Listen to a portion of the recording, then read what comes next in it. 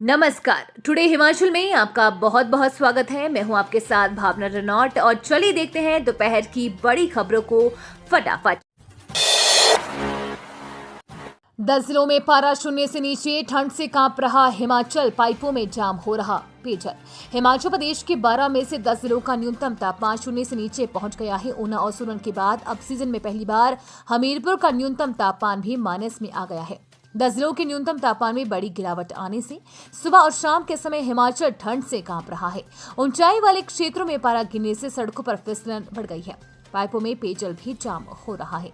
हालांकि दिन के समय मौसम साफ रहने के साथ धूप खिलने पर तापमान में बढ़ोतरी हो रही है। आगामी एक सप्ताह तक प्रदेश में मौसम साफ बना रहने का पूर्वानुमान है। जिला कुल्लू, लाहौल स्पीति, चंबा, शिमला, मंडी, किन्नौर, ऊना, हमीरपुर, सोलन और बिलासपुर के कई क्षेत्रों में न्यूनतम तापमान माइनस में पहुंच गया।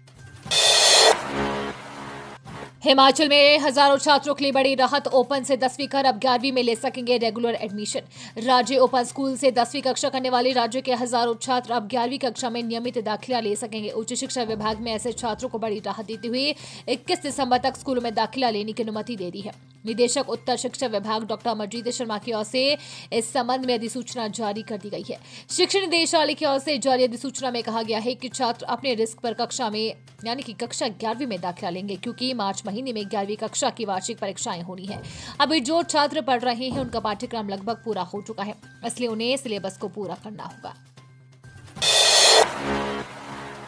प्रियंका गांधी बोली, अडानी को कोल्ड स्टोर देने से रो रहे हिमाचल के बागवान। कांग्रेस के राष्ट्रीय महासचिव और नवनिर्वाचित सांसद प्रियंका गांधी ने शुक्रवार को लोकसभा में अपने पहले भाषण में हिमाचल के हितों की पैरवी की।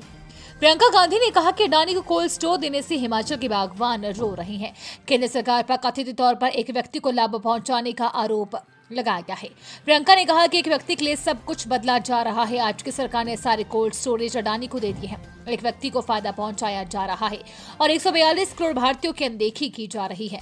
रेलवे, एयरपोर्ट समेत सारे कारोबार एक व्यक्ति को दिए जा रहे हैं। केंद्र सरकार राजनीतिक न्याय की बात करती है, लेकिन पैसे के बल पर सरकारी गिराते हैं।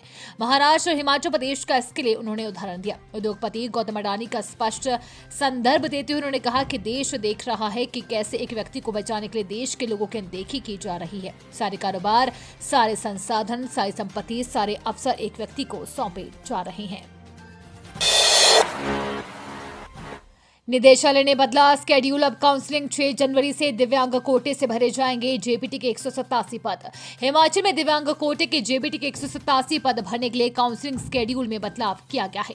पदों को भरने के लिए अब काउंसलिंग 6 जनवरी से होगी। प्रारंभिक शिक्षा निदेशालय के मुताबिक 4 जिलों के 3 समूह बनाकर 6 से 8 जनवरी तक काउंसलिंग होगी।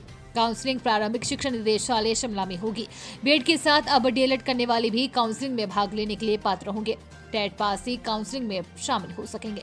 18 से 45 वर्ष की आयु वाले आवेदन कर सकते हैं। मंडी में सबसे ज्यादा 37, कांगड़ा में 28, बिलासपुर में 16, चंबा में 15, हमीरपुर में 9, किन्नौर में 1, कुल्लू में 10, शिमला में 20, सिरमौर में 23, सोलन में 20 और ऊना में 8 पद भरे जाएंगे।